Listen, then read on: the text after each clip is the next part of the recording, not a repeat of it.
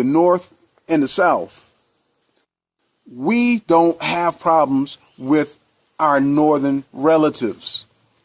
They don't have problems with their southern relatives. I am Tuscarora. I have Wokan ancestry. We have, depending on the border, the Kusabu province. We have no problems with the North. The Tuscarora is considered a northern tribe anyway, however, we are in the South. We have no problems with the North. We have no problems with the South. I don't see my northern relatives having problems with us because we're friends and we're a part of the same federation. If they had problems with tribes in the South and we had problems with tribes in the North, how in the hell could we be a part of the same federation? So you got the Cherokee Lenape, the Pokanoket, all those tribes up there. We're family. What I'm essentially saying is, there's no North and South issues going on. That is something being created on social media to gain likes and to try to be up on the next person with your comebacks and trying to gain followers by saying they're hating on the South. We have no issues. We have no issues at all. So again, I am Eagle Elk, Principal Chief for the Cape Fear Band of Skarure and Wokan Indians. Skarure is how we say it in our language. You'll normally hear non-native speakers or people who just don't know call the people Tuscarora. Tuscarora is not our word, but we answer to it since that is the language people use today. But it's Skarure. Wokan was another village outside of the Tuscarora people who were kinsmen to the Tuscarora people, who were eventually absorbed into the Tuscarora people. So all one bloodline. Cape Fear Indians, that's what we're contemporarily known as because the colonists consolidated us with so many different villages and strange names, consolidated us into one name, Cape Fear Indians. Yeah, we saw probably about a 12, 15-foot gator. That's right there, just hanging out.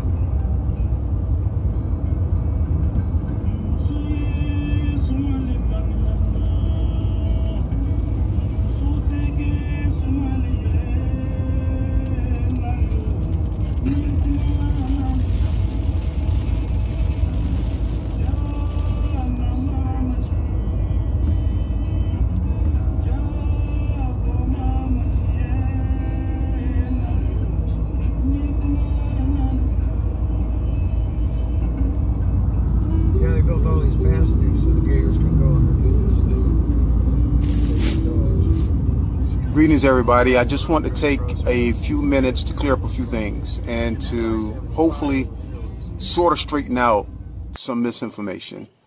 First of all, the term Aboriginal, that is not something that we called ourselves. The Thunderers, they agree with the intention of this video. That's why you hear them in the background. Aboriginal is not something that we called ourselves. We did not call ourselves Aboriginal. We didn't call ourselves American Indian, Native American, Indigenous American. All of those are colonial terms that we did not call ourselves. At certain points in the timeline, they called us different things when they came here. The earlier you'll see them even saying Negra de Terra and things like that. Still not terms that we called ourselves. We didn't call ourselves Aboriginal. So that is not a status. That is not a racial designation. It's not a nation. It's just something that they identified people when they were over here very early on. So that's not something we called ourselves. Another thing, Niji.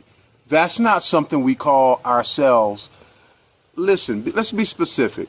The Cree and Ojibwe, some young guys said, we don't want to call ourselves what they named us, Indians. We want to come up with our own name that we identify by. So then they started calling each other Niji. You're not going to find that everywhere because it's nation specific. The Ojibwe, the Cree, they created that because that's what they wanted to identify each other as. Now, if you want to adopt the term Niji, that's okay to adopt something somebody else created. Don't start saying Niji and my Niji and all this kind of stuff. like you created it, and like it's something that we've always said and called ourselves. We did not do that. You won't find Niji in any kind of colonial or treaty documents here in the Southeast, the Mid-Atlantic, or in the New England area. It's very nation specific. Now, can anybody adopt what they created and use it?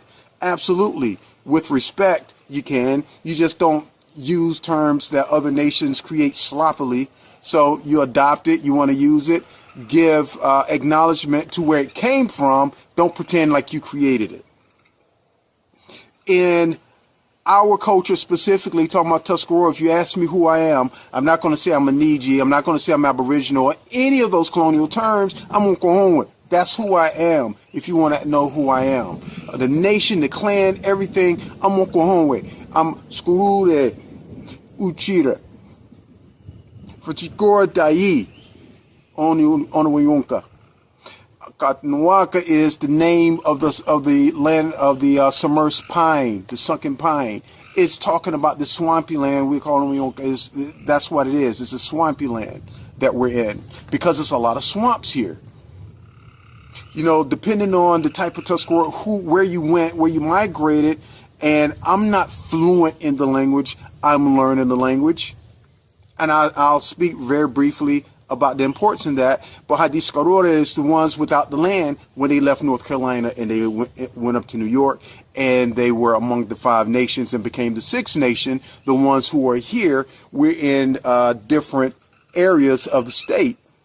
You have some that went inland a little, you know, and they're in Robeson County. And see, you hear the Mohawk elders and other elders, they know about this history. This is not something we're making up. Then you had us that were further on, that were closer to the coast, and we were engaged in a lot of guerrilla warfare. You know, even when they threw us on on Madam Mesquite Reservation, we were still sneaking off and we were still fighting. So when they pressed us, we were escaped. We were running from their religion. We were running from their enslavement, and we ran into the swamps, deeper into the swamps. You're going to find us in the Great Dismal in the northern part of the state. You're going to find us in the Great Pocassin or the Green Swamp in the bottom part of the state. And that's where we hid. Now, who else was in the swamp? It was Indians, Africans, and Europeans. And all of us was fighting the oppression. In the northern part of the state and in the southern part of the state, we was fighting this colonization, this settlement, settling on top of us. We were fighting. We know our history. When I met with the professor at the college, I'm not going to name the college, I'm not going to name the professor, but he doesn't want to accept our oral history. Listen, our history, Tuscarora people, and there's other nations. Many nations lost languages and lost a lot. Some nations were able to preserve and were able to keep it intact, in full. The Tuscarora, we have our language, we have our ceremonies, we have everything. Do we know them all down here? I don't. I'm learning. There's a lot of people learning. In New York, they have the immersion class because people are relearning. You have fluent speakers that was their first language, and then you have people like me who are relearning, have to learn the language all over because it has been pretty much bred out of us. And we have taken on English as a first language. That's just a sign of colonization. That's all that is. If you say you're not colonized, please. Now, here's the thing. So we address this Aboriginal and American Indian, all those terminologies. Each nation has a way to address themselves. Dene, or, us, Okwonwes, we have ways, and what we're saying is we're the first people, the real people, the principal people, depending on the nation and how they're saying that. We didn't call ourselves Aboriginal and all these kind of things.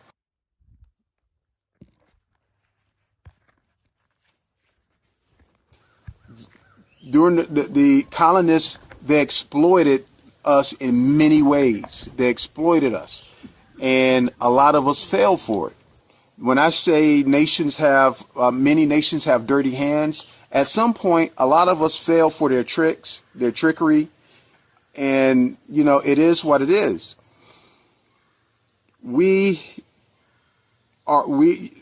Indians fought against other Indians. Some sided with the British, some sided with the French, some sided with this and that and whoever, but we were being exploited to fight each other. And 300, 400, 500 years later, it doesn't make sense to see this same spirit existing in the people, especially being that we are living representations of what colonization done to this land.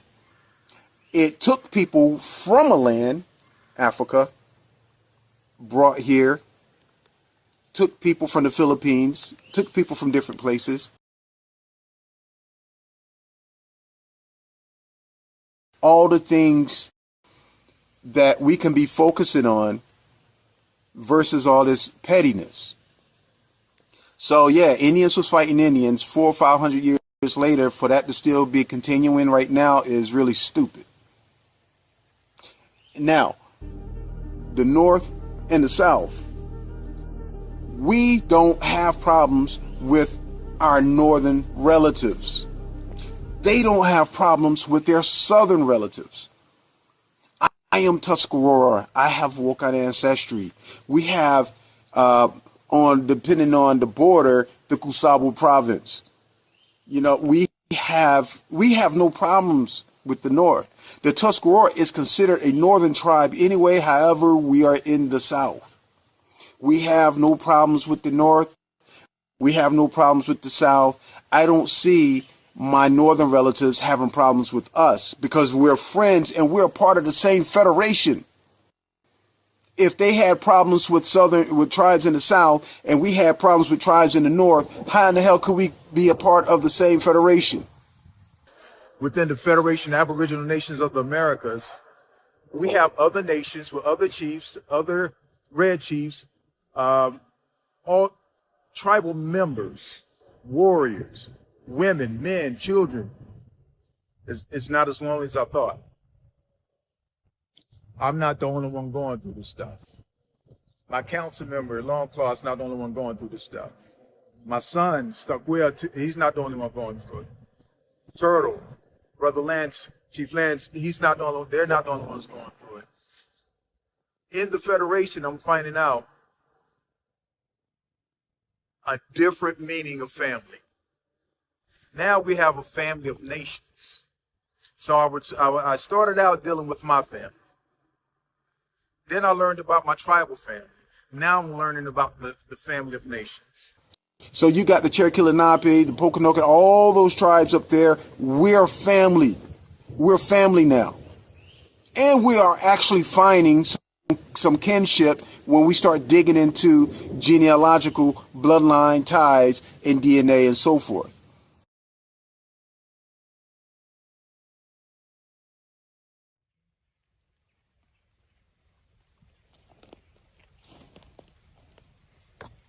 So the highest the water's ever been is, it come up as high as that bucket.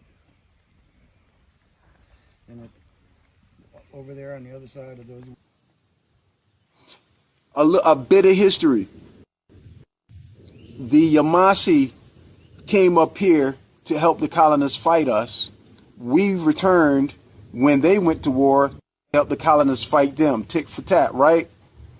But here's something that the historians, you'll never hear them talk about. We actually helped we were a part of the Seminole War, helping the Seminoles. We helped them. Now, if you know anything about the Yamasee history, you'll know that they're connected to the Seminoles. They're connected at the hip. They're connected. They're pretty much one and the same people. The Seminoles is an amalgamation of tribes. And when I say amalgamation, many people left and went down there to form what you know as the Seminoles. The other flip side to that is the Miccosukee. And from my understanding, I see the Miccosukee and the Yamasee have a relationship with each other now. And the Yamasee has a relationship with the Lenape, the Cherokee Lenape up north, and vice versa. They have a relationship with them as friends. What I'm saying, essentially saying, is there's no North and South issues going on. That is something being created on social media to gain likes and to try to be up on the next person with your comebacks and trying to gain followers by saying they're hating on the South. We have no issues. We have no issues at all. So there's a lot of misinformation being put out. A lot of misinformation. You need to be intellectually honest and accept who you are, whatever makes you up. You need to just accept that and stop with the foolishness and promoting this 100% whatever you claim to be. So it's a continuous learning process. I'm always the type of person with a cup that's half, how you say that, half empty, half full. Empty is more the negative side. I'm a half full type of guy, but it is half. So I can learn. I don't know everything that I need to know, and I'm always learning to bring these family members back together. It's all about healing.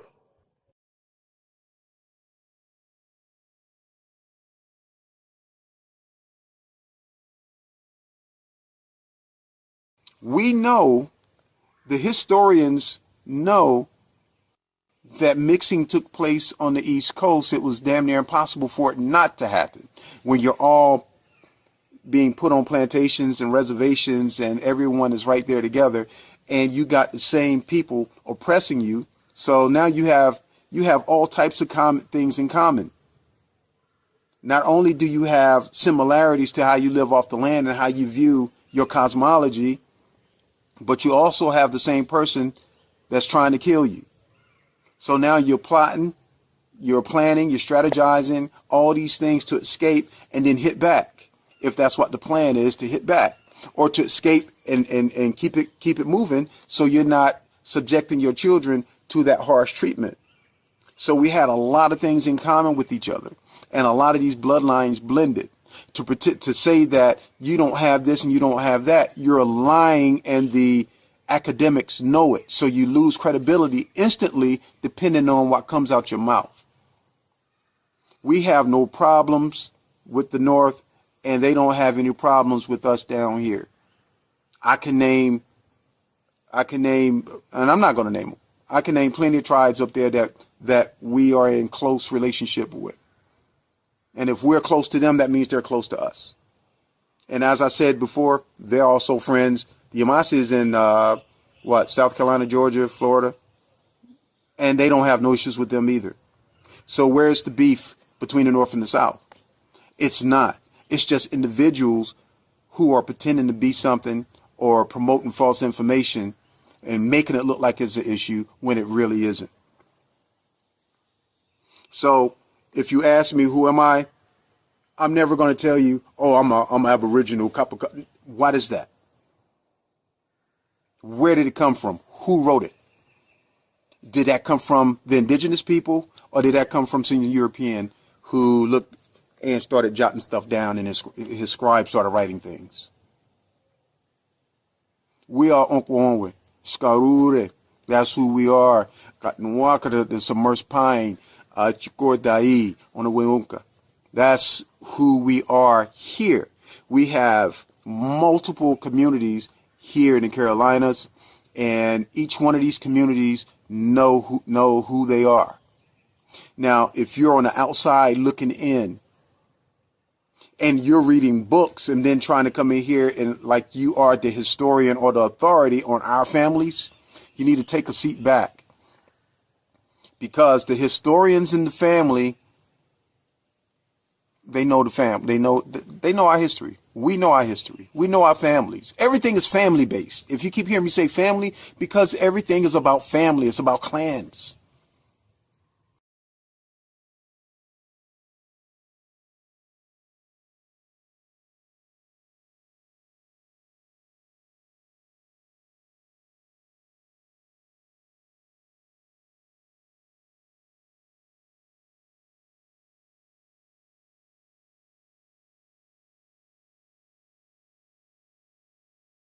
Now, last thing I'm going to bring up. Do you know the language? Do you know the language? Are you learning the language if you don't know it? Why is that important? Because the Europeans say that we didn't have a form of writing. We did. We do. The wampum belt is so specific to the agreement we made with the Europeans. See, they came with the pen and the paper. We came with the wampum and the strings. And in this wampum, we're being very specific about the ship in the canoe, about the 7-span skin, about the 7 generations. We're being very specific about a lot of things in the wampum. Very specific. Now, when you compare our wampum to their treaties are codified. It's full of legalese at the time, of the 1800s. They're using codes. Did we know what those codes were then? No, a lot of people don't know it now. Fortunately, because of advancement in education and everything, now a lot of us do know how to interpret legalese and understand contracts and all these kind of things. But let's talk about the 1700s and 1800s. This coded language. Did we understand that? No. But that's okay, because we recorded it in our documents. Our wampum is documents. No, it's not a pen and a paper. It's wampum and a string. It's documents. If you can consider pictographs and cuneiform and all these things, language of the time, archaic languages. Well, wampum is a language with diagrams, with images, with patterns. It tells a complete story. And in the belt, it's going to be so specific. You're not going to see everything that was discussed in the agreements between indigenous people and the Europeans, mentioned in their treaties. But guess what? It is mentioned in the belt. It's mentioned in the wampum. So when it's time to go and assert yourselves, we have the documentation. But again, the historians only want to go off of John Lawson, the surveyor. His title was Surveyor General. And I'm speaking of the region here, Virginia, North Carolina, South Carolina. I'm speaking of this region.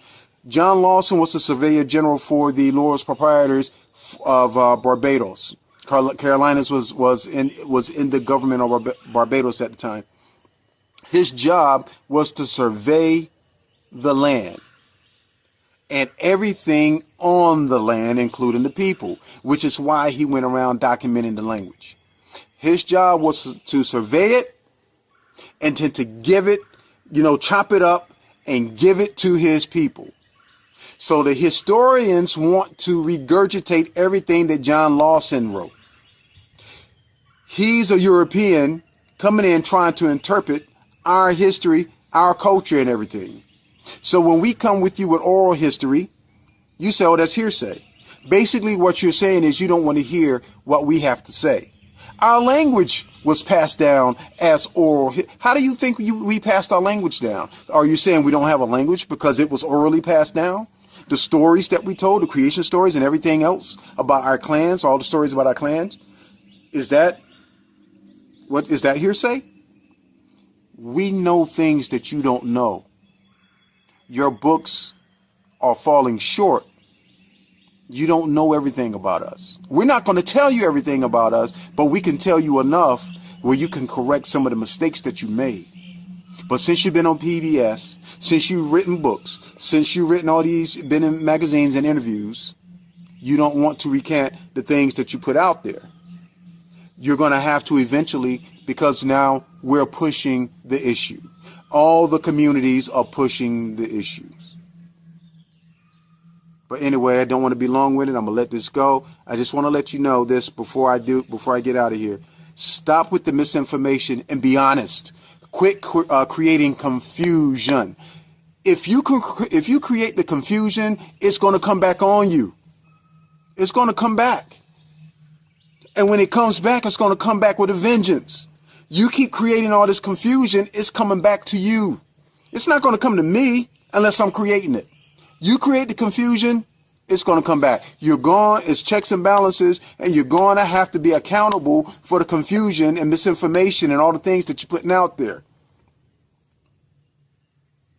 When we learn about our clans, we are taught about our responsibilities. We have responsibilities.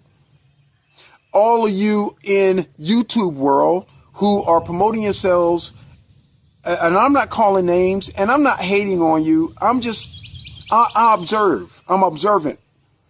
And I see ignorance, name calling, talking like you're on the block. You know what? It's great to be able to shift and be able to speak different ways, to relate to different people. But when you're on social media and you're trying to educate people, and you sound like you sound like you didn't have like a 40 ounce, and you're on a block, and you're talking about 69s and you know, you talking all this stuff that you'll be talking about at a club, or you know the wrong venue, the wrong time. You need to stop. And the people who flock to that, whatever heat they catch, you're going to catch, because you're feeding it. You're feeding the flames of misinformation.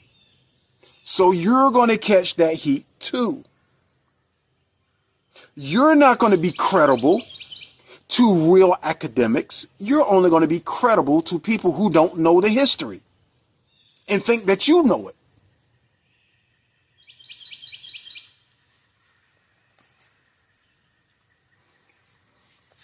I'm done. You all have a great day. I hope, again, I'm not calling names. I'm not hating on anyone. And I want everyone to be successful. I want real information to be put forth, not misinformation and trying to tweak things to fit a certain narrative, because you can't accept certain truths. Put out real information, because children are watching you, and we do not want to mislead them. How can you be a proponent for healing and bringing people together when there's no peace within yourself? We can see the discord within a person if you study them long enough. We learn to observe people, look at your gait pattern, look at how you stand. Just look at the expressions in your face. But more than that, we listen to what you say out your mouth.